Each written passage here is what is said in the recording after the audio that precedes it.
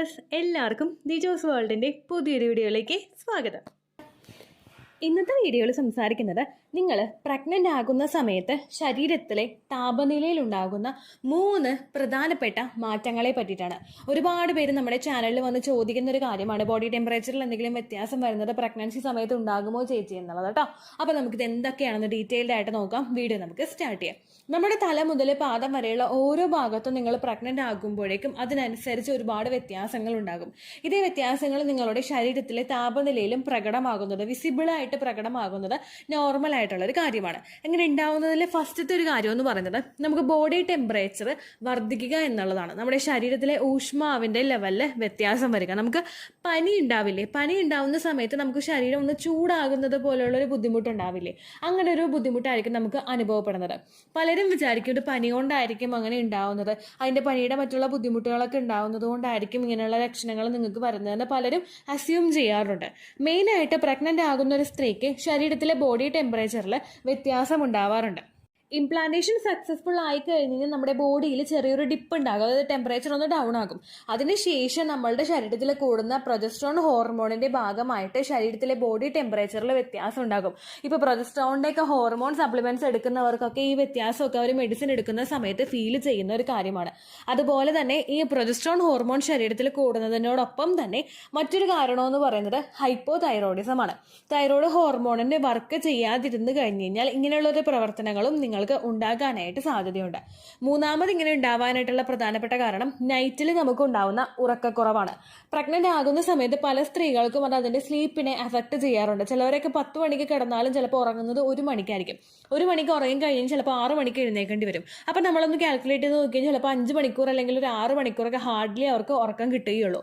Pregnancy try ചെയ്യുന്ന സ്ത്രീകൾക്കാണെങ്കിലും normal ആയിട്ടുള്ള ആളുകൾക്കാണെങ്കിലും 7 to 8 മണിക്കൂറെങ്കിലും നമുക്ക് കൃത്യമായിട്ട് സ്ലീപ്പ് കിട്ടണം. ഇല്ലെങ്കിൽ നമ്മുടെ ശരീരത്തിലെ ഓരോ പ്രവർത്തനങ്ങളെ അത് ഒരുപാട് സാരമായിട്ട് തന്നെ ബാധിക്കും.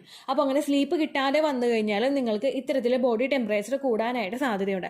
സ്ലീപ്പ് കൃത്യമായിട്ട് കിട്ടുന്നുണ്ടെങ്കിൽ കൂടി തന്നെ നിങ്ങൾക്ക് പ്രൊജസ്ട്രോൺ ഹോർമോൺ ശരീരത്തിൽ കൂടുമ്പോഴേക്കും ഈ ഒരു ബുദ്ധിമുട്ടുണ്ടാകും. എൻ്റെ ഫസ്റ്റ് പ്രഗ്നൻസിയിൽ ഞാൻ ഒരുപാട് ഫേസ് ചെയ്ത കാര്യമായിരുന്നത്. കാരണം എനിക്ക് ഭയങ്കര ചൂടായിരുന്നു, എനിക്ക് ഒട്ടും സഹിക്കാൻ പറ്റാത്ത ചൂടായിരുന്നു. കിടക്കാൻ നേരത്തൊക്കെ മേല് കഴുകിയിട്ട് കിടന്നാലും AC ഇട്ടാലും ഒന്നും പറ്റില്ല. കാരണം റൂം ഒന്ന് തണുക്കാനായിട്ടുള്ള സമയം എനിക്ക് കൊടുക്കാൻ പോലും പറ്റുന്നുണ്ടായിരുന്നു. അത്രയ്ക്ക് ഇറിറ്റേഷൻ ആയിരുന്നു ഫസ്റ്റ് പ്രഗ്നൻസിയുടെ സമയത്ത് എനിക്ക് ഫീൽ ചെയ്തത് കേട്ടോ. പിന്നെ ഈ ഒരു സമയത്ത് നിങ്ങൾ മസ്റ്റായിട്ട് ശ്രദ്ധിക്കേണ്ട ഒരു കാര്യമുണ്ട്. ബോഡി ടെമ്പറേച്ചർ ജസ്റ്റ് ഒന്ന് കൂടുന്നുണ്ടെങ്കിൽ കൂടി തന്നെ പലരും ഡോളോ യൂസ് ചെയ്യാറുണ്ട്. പനിയായിട്ടായിരിക്കും അല്ലെങ്കിൽ പനി വരാൻ പോകുന്നതിൻ്റെ ലക്ഷണമായിരിക്കും. സ്റ്റാർട്ടിങ്ങിൽ തന്നെ കൺട്രോൾ ചെയ്യാമെന്ന് വിചാരിച്ചിട്ട് പലരും ഡോളോ ഒക്കെ ഉപയോഗിക്കാറുണ്ട്. ഒരിക്കലും നിങ്ങൾ അങ്ങനെ ചെയ്യാനായിട്ട് പാടില്ല കേട്ടോ.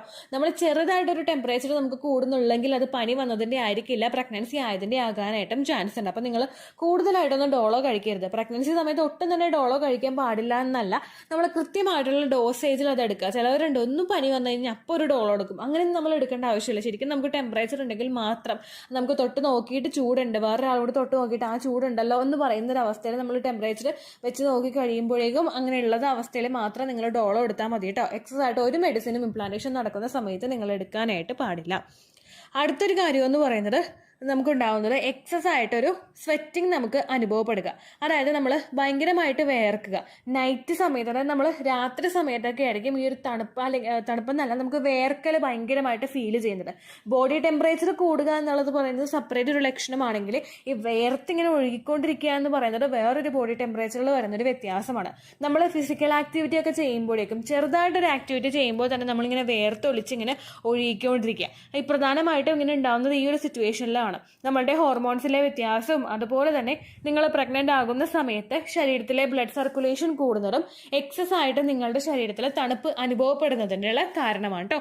അതുപോലെ തന്നെ നിങ്ങൾ കഴിക്കുന്ന ഭക്ഷണങ്ങൾ ഒരുപാട് സ്പൈസസ് ആയിട്ടുള്ളതും അതുപോലെ തന്നെ മസാലാസും ഒക്കെ യൂസ് ചെയ്തിട്ടുള്ള ഭക്ഷണങ്ങൾ കൂടുതലായിട്ട് കഴിച്ചു കഴിഞ്ഞ് കഴിഞ്ഞാൽ ഇതിൻ്റെ ഭാഗമായിട്ടും നിങ്ങൾക്ക് ഇത്തരത്തിലുള്ള ബുദ്ധിമുട്ടുകൾ ഉണ്ടാകും.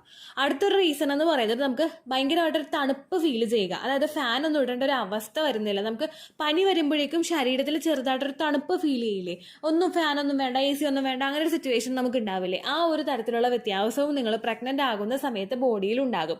എക്സസ് ആയിട്ടുള്ള ബ്ലഡ് സർക്കുലേഷൻ, അതായത് നോർമലി ഉണ്ടായിരുന്ന ബ്ലഡ് സർക്കുലേഷൻ അപേക്ഷിച്ച് ഒരു 30% അല്ലെങ്കിൽ 40% വരെ ബ്ലഡ് സർക്കുലേഷൻ കൂടാറുണ്ട്.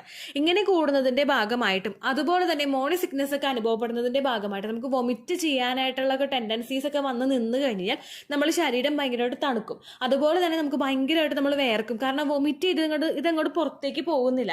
അതുപോലെ തന്നെ അതിങ്ങനെ കെട്ടി നിൽക്കുമ്പോഴേക്കും ഒരുപാട് എന്താ പറയുക, വിമ്മിഷ്ടവും ഭയങ്കര ഇറിറ്റേഷനും തളർച്ചയും ക്ഷീണവും അതുപോലെ നമ്മുടെ കൈയൊക്കെ തണുത്തിരിക്കുന്നത് പോലുള്ള ഒരു അവസ്ഥയെ നിങ്ങൾക്ക് ഉണ്ടാകും. എക്സസൈസ് ചിലപ്പോൾ വൊമിറ്റ് ചെയ്യുന്നവർക്കും ഈ ഒരു ബുദ്ധിമുട്ട് ഫേസ് ചെയ്യാം കേട്ടോ. അപ്പോൾ ഈ 3 കാര്യങ്ങളുമാണ് പ്രഗ്നന്റ് ആകുന്ന സമയത്ത് നമുക്ക് ഉണ്ടാകുന്ന ലക്ഷണങ്ങൾ. ഇത് 3 ഉണ്ടായി കഴിയുമ്പോഴേക്കും നിങ്ങൾക്ക് ചെയ്യാൻ കഴിയുന്ന കാര്യം ധാരാളം വെള്ളം കുടിക്കുക. എത്രത്തോളം വെള്ളം നിങ്ങൾക്ക് കുടിക്കാൻ പറ്റുമോ അത്രത്തോളം നിങ്ങൾ വെള്ളം കുടിക്കാനായിട്ട് ശ്രദ്ധിക്കുക. അതുപോലെ തന്നെ ബ്രീത്തിങ് എക്സസൈസും ഒക്കെ ചെയ്യുക. അപ്പം നമ്മളുടെ ശരീരത്തിലോട്ടുള്ള ബ്ലഡ് സർക്കുലേഷനും അതുപോലെ ഓക്സിജനൊക്കെ പ്രവർത്തനം കൃത്യമായിട്ട് നടക്കും.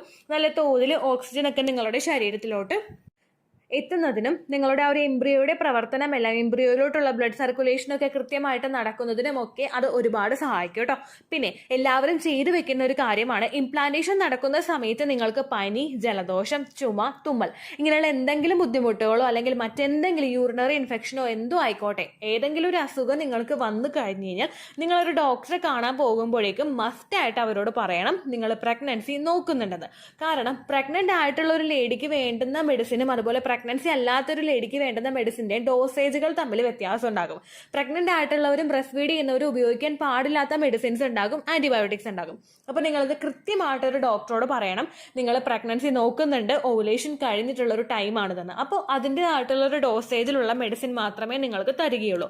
ഈ ബുദ്ധിമുട്ടുകളൊക്കെ കണ്ടിട്ട് നിങ്ങൾ ഡയറക്റ്റ് ആയിട്ടൊരു മെഡിക്കൽ ഷോപ്പിൽ പോയി മെഡിസിൻ മേടിക്കാനായിട്ട് പാടില്ല. കാരണം അവിടെ ഇരിക്കുന്ന ഒരാൾക്ക് ഉണ്ടാകുന്ന അറിവുകൾ പരിമിതമായിരിക്കും. അപ്പോൾ അതുകൊണ്ട് തന്നെ നിങ്ങൾക്ക് പറ്റുന്ന മെഡിസിൻ ഏതാണെന്നും ചിലപ്പോൾ അവർക്ക് അറിയണ്ടാവില്ല. അപ്പോൾ നിങ്ങൾ ആ ഒരു മിസ്റ്റേക്ക് ചെയ്യരുത്.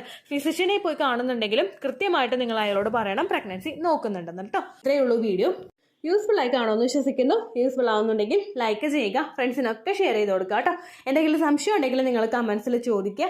പണ്ടത്തെ വീഡിയോയ്ക്ക് കമൻസ് ഇടുന്നവർക്ക് റിപ്ലൈ ലഭിക്കുന്നില്ലെങ്കിൽ ലേറ്റസ്റ്റ് ആയിട്ട് ഞാൻ ഏത് വീഡിയോ ആണോ അപ്ലോഡ് ചെയ്യുന്നത് അതിന് താഴെ കമൻറ്റ് ഒന്ന് കോപ്പി പേസ്റ്റ് ചെയ്യാനായിട്ട് ശ്രദ്ധിക്കുക കേട്ടോ. അതുപോലെ ഓവുലേഷൻ ഡേറ്റ് കാൽക്കുലേറ്റ് ചെയ്ത് തരാനായിട്ട് റിക്വസ്റ്റ് ചെയ്യുന്ന ആളുകൾ എത്രയാണോ സൈക്കിൾ ലെങ്ത് അത് മെൻഷൻ ചെയ്യാനായിട്ട് ശ്രദ്ധിക്കുക. സൈക്കിൾ ലെങ്ത് എന്നതുകൊണ്ട് ഉദ്ദേശിച്ചത് ഓരോ മാസവും എത്ര ദിവസം കൂടുമ്പോഴാണോ ബ്ലീഡിങ് വരുന്നത് അതാണ് സൈക്കിൾ ലെങ്ത്. കഴിഞ്ഞ മാസം ഒരു 8-ാം തീയതിയാണ് ബ്ലീഡിങ് ആയതെങ്കിൽ ഈ മാസം 6-ാം തീയതിയാണ് ബ്ലീഡിങ് ആയതെങ്കിൽ കഴിഞ്ഞ മാസം 8-ാം തീയതി മുതൽ ഈ മാസം 6-ാം തീയതി വരെ എത്ര ദിവസമുണ്ടോ അത് കാലണ്ടറിൽ എണ്ണി തിട്ടപ്പെടുന്നതാണ് നിങ്ങളുടെ സൈക്കിൾ ലെങ്ത്. സൈക്കിൾ ലെങ്ത് നമ്മൾ കൃത്യമായിട്ട് കാൽക്കുലേറ്റ് ചെയ്യുകയാണെങ്കിൽ ഓവുലേഷൻ ഡേറ്റ് എളുപ്പത്തിൽ കണ്ടുപിടിക്കാൻ വേണ്ടിയിട്ട് ഒരുപാട് ആപ്ലിക്കേഷൻസും ഒരുപാട് ഓൺലൈൻ ആയിട്ടുള്ള വെബ്സൈറ്റുകളും ഇന്ന് നമുക്ക് അവൈലബിൾ ആണ്. പ്ലേ സ്റ്റോറിൽ പോയിട്ട് ഓൺലൈൻ ഓവുലേഷൻ ട്രാക്കർ എന്ന് ടൈപ്പ് ചെയ്ത് കഴിഞ്ഞാൽ നിങ്ങൾക്ക് അതുമായിട്ട് ബന്ധപ്പെട്ടിട്ടുള്ള ആപ്ലിക്കേഷൻസ് കിട്ടും.